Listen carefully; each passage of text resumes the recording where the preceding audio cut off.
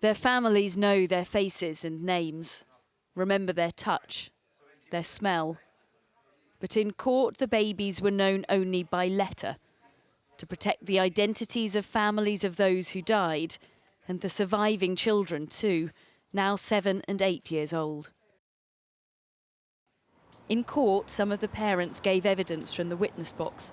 Others had statements read on their behalf, connected by the unimaginable trauma of their newborn babies injected with air or insulin, or smothered, or physically assaulted. In the special care baby unit, some were twins or triplets.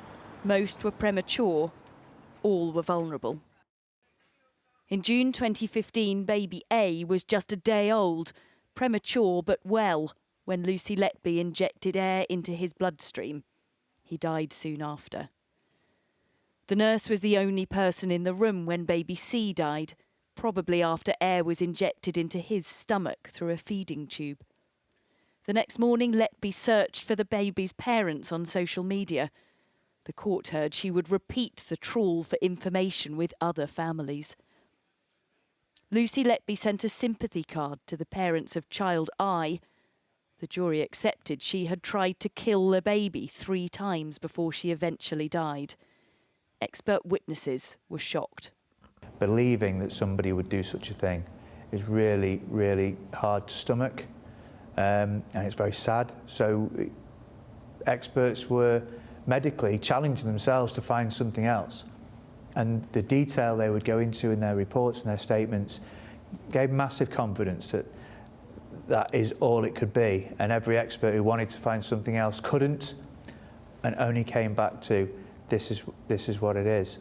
What we had to do was piece it all together and prove that there was no conspiracy, and prove that the only person capable of doing it was that one person.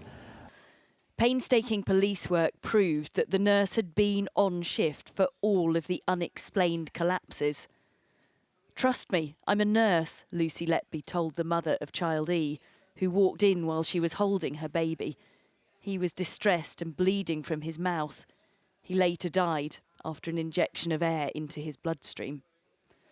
Brothers O and P died within 24 hours of each other after unexplained collapses. Their desperate parents feared for their surviving triplet and begged for him to be moved to another hospital.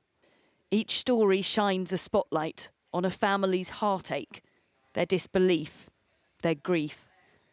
This is a trial that has consumed them and reopened wounds. 8 years on, some feel they have justice.